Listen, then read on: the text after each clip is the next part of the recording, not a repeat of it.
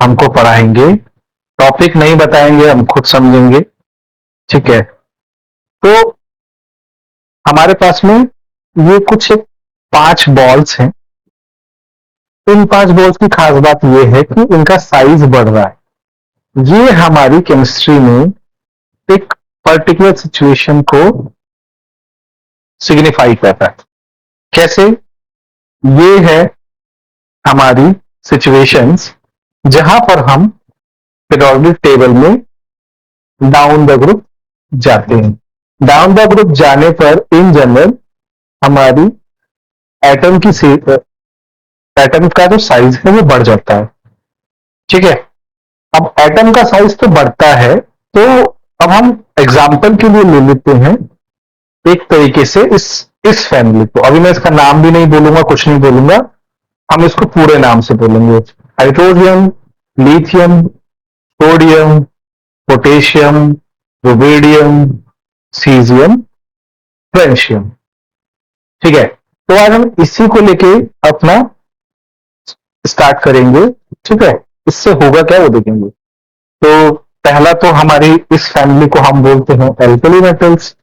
ठीक है, alkali metals में सबसे अभी जो मतलब एडिशंस बोला जाता है, हाइड्रोजन को बोला जाता है कि हाइड्रोजन एल्कली मेटल्स का ग्रुप पार्ट है कि नहीं है, ये थोड़ा सा डिबेटेबल है। ठीक है, उस चीज को भी हम कवर करेंगे, लेकिन अभी आगे बढ़ते हैं। एटॉमिक नंबर क्या क्या है? 1, 3, 11, 19, 37, 55, 87। अगर हम कुछ थोड़ा सा और डेप्थ में जाएं, दोनों के बीच में जो डिफरेंस है एटॉमिक नंबर्स के बीच, दो एडजेसेंट एटम के बीच में, अगर हाइड्रोजन लिथियम की बात करेंगे तो 2 है, लिथियम सोडियम की बात करेंगे 8 है, सोडियम पोटेशियम की बात करेंगे तो 8 है, पोटेशियम रुबेडियम की बात करेंगे तो 18 है, रुबेडियम सीजियम की बात करेंगे तो भी 18 है, फ्रेंशियम सीजियम की बात करेंगे 32 है। इससे होने क्या वाला है? क्वेश्चन वही पूछेगा, व्हाट इट विल डू। इससे हमारी अराइज होगी केमिकल पीरियोडिसिटी। केमिकल पीरियोडिसिटी क्या है कि इसको समझने के लिए थोड़ा सा डेप्थ में जाना पड़ेगा। तो अब हमारे पास में ये है, अब हम इनकी इलेक्ट्रॉनिक कॉन्फ़िगरेशंस को देखते हैं। इलेक्ट्रॉनिक कॉन्फ़िगरेशंस क्या है हाइड्रोजन लिथियम की? 1s1, हीलियम 2s1, सोडियम की neon 3s1, argon 4s1, krypton 5s1, xenon 6s1, radon 7s1। इससे होगा क्या? तो आगे बढ़ने से पहले हम हाइड्रोजन की डिबेट को थोड़ा सा खत्म करते हैं कि हाइड्रोजन एल्कली मेटल्स में आ कैसे रहा है। मॉडर्न प्रोडक्ट टेबल में हाइड्रोजन को बीच में नहीं रखा गया है, उसको एल्कली मेटल्स की तरह ही माना जाता है। डिबेट क्यों है, पहला वो समझने की जरूरत है। अब हाइड्रोजन क्या है? एक इलेक्ट्रॉन लेके हीलियम बन सकता है। इलेक्ट्रॉन लेना जो है नॉन मेटलिक प्रॉपर्टी है। नॉन मेटल्स जो होते हैं वो इलेक्ट्रॉन्स लेते हैं और अनायंस बनते हैं। ठीक है, लाइक हेलोजेंस। फिर सेम जो है इलेक्ट्रॉन लूज करके लाइक एल्कली मेटल्स, वो अपना एक पॉजिटिव चार्ज स्पीशीज बना सकता है। तो प्रोफेसर केमिस्ट्री के हिसाब से और मॉडर्न पीरियोडिक टेबल के हिसाब से हमारा जो हाइड्रोजन जो है वो एल्कली मेटल्स की फैमिली में डाला गया है। हमारे पास में टोटल कितने ग्रुप्स हैं? 18 ग्रुप्स हैं। 1, 2, 3, 4, 5, 6, 7, 8, 9, 10, 11, 12, 13, 14, 15, 16, 17, 18। पीरियड्स कितने हैं? 7। 1, 2, 3, 4, 5, 6, 7। ये एक्चुअली में इसी का पार्ट होता है, इसलिए इसको अलग से नहीं करते। तुम्हारे पास में 18 ग्रुप्स और 7 पीरियड्स हैं। तो प्रोफेसर केमिस्ट्री के हिसाब से भी और वैसे भी हमारे पास में 7 वो है। अब हम इनको लिखते हैं फिर इलेक्ट्रॉनिक कॉन्फ़िगरेशन। हमारी केमिकल पीरियोडिसिटी का मतलब अभी हमें मिला नहीं। कॉन्फ़िगरेशंस देखी जाए, कॉन्फ़िगरेशंस देखेंगे तो 1s2 3s1, 1s2 3s2 2p6 3s1, 1s2 2s2 2p6 3s2 3p6 4s1। इस तरीके से हमारे सीजियम तक हम लिख सकते हैं।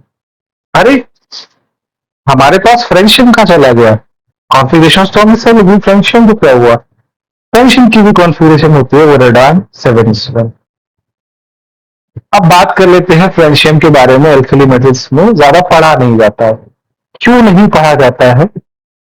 ठीक है, क्योंकि फ्रेंडशिप का जो आइसोटॉप्स है, एक स्टेबल आइसोटॉप जो है वो 22 मिनट्स का ही है।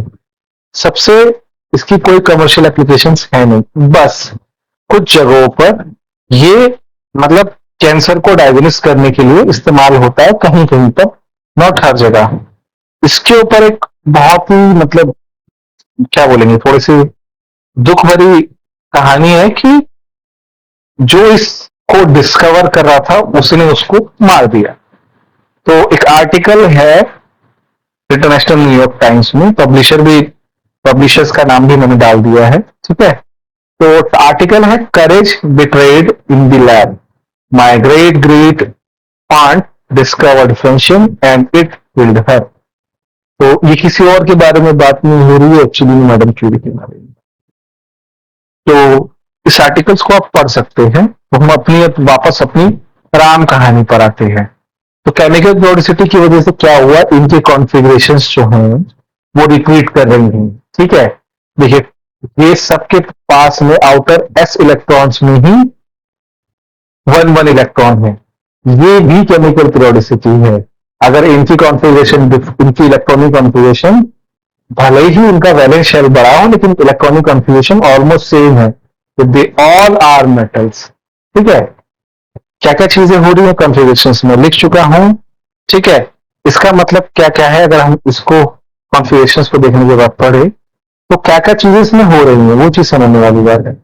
They are called alkali metals. Alkali metals क्यों बोलते हैं, इसको हम शॉर्ट्स में पढ़ेंगे, मैं बता दूंगा, इसमें भी बताऊंगा। लेकिन एल्कली मेटल्स जब हम इनको वाटर में डिसॉल्व करते हैं तो देयर सॉल्यूशंस आर बेसिक।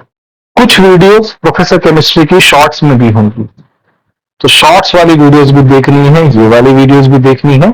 मैं वीडियोस को छोटे से छोटा बनाना चाहता हूं, बट इतना कम इंफॉर्मेशन भी ना हो कि वीडियो देखने में मजा ना आए, और इतनी ज्यादा इंफॉर्मेशन भी ना हो कि लोग देखने में उसको उतना अच्छा नहीं।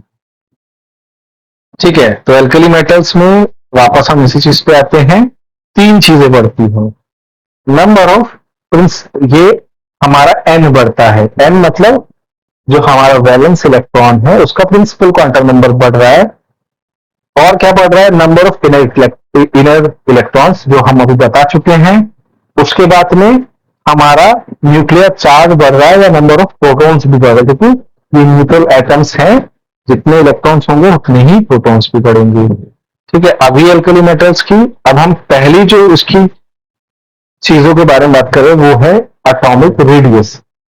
एटॉमिक रेडियस जो है, क्योंकि हमारा इलेक्ट्रॉन दूर होता चला जा रहा है, तो atomic radius down the group बढ़ रहा है। तो lithium, sodium, potassium, rubidium, caesium, hydrogen की हम बात नहीं कर रहे हैं, ध्यान रखें।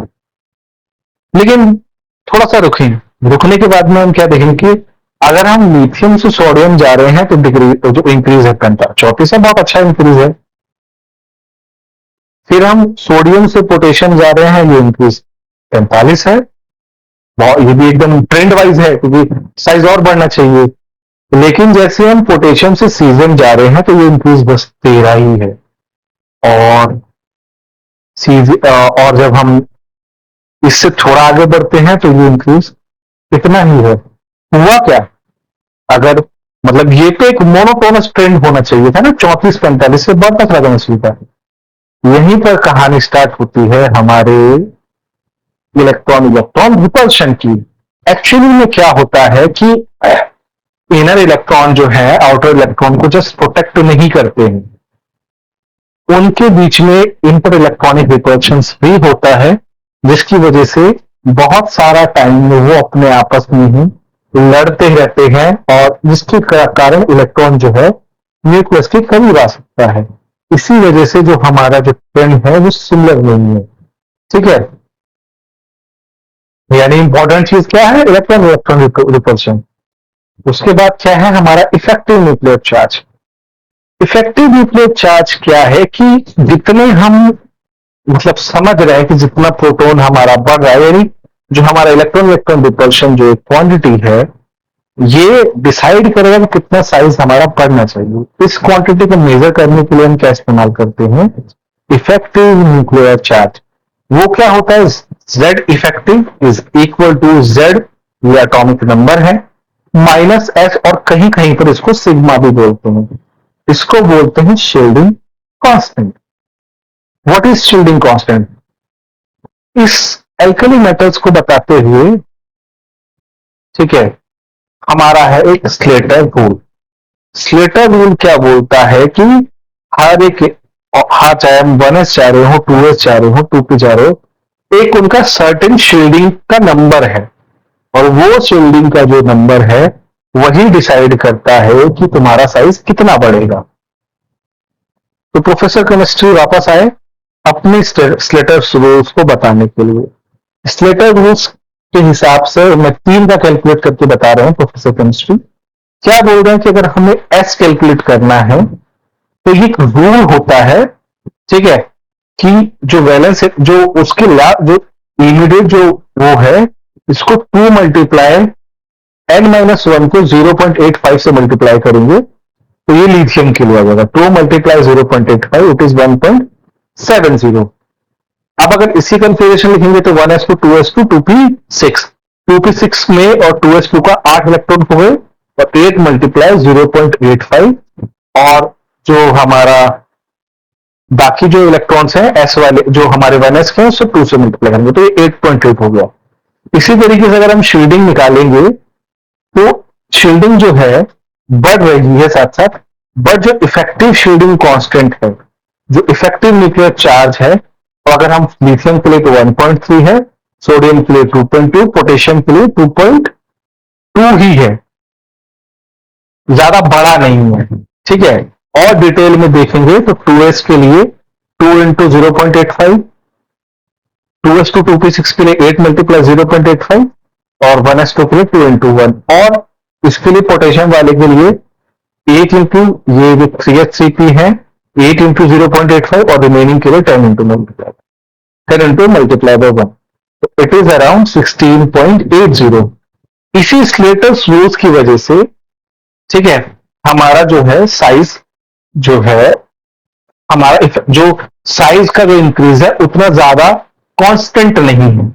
अगर हम पिछले अगर हम उसमें देखेंगे तो हमने देखा था कि साइज यूनिफॉर्मली इंक्रीज नहीं कर रहा है, कुछ चीजें हैं। तो ऑल्दो हमारा प्रिंसिपल क्वांटम नंबर बढ़ रहा है, इलेक्ट्रॉन इलेक्ट्रॉन रिपल्शन भी बढ़ रहा है, न्यूक्लियर चार्ज भी बढ़ रहा है, लेकिन इफेक्टिव न्यूक्लियर चार्ज और न्यूक्लियर चार्ज अलग अलग तरीके से बढ़ रहा है। इफेक्टिव न्यूक्लियर चार्ज डिपेंड करता है शील्डिंग कांस्टेंट से, क्योंकि शील्डिंग कांस्टेंट थोड़ी से अलग है, इसीलिए यहां पर साइज है उतना अच्छे से नहीं बढ़ रहा है। अब स्लेटर रूल्स की सबसे जो बेसिक फंडामेंटल चीज क्या है कि एस और पी ऑर्बिटल का जो शील्डिंग है वो सेम मान लिया है। अभी हमने देखा और पिछले उसमें ये एस है ये पी है, लेकिन शील्डिंग क्या है 0.85। यहीं पर थोड़ा सा इसमें स्लेटर रूल्स में प्रॉब्लम है, क्योंकि ये अप्रोक्सीमेट है तो यही इसका ड्रॉबैक है। एक्चुअली में क्या होता है, जो शील्डिंग है, अगर आप प्रोबेबिलिटी डेंसिटी फंक्शंस के बारे में कभी पढ़ेंगे तो एस की शील्डिंग, 2s की शील्डिंग और 2p की शील्डिंग अलग अलग है।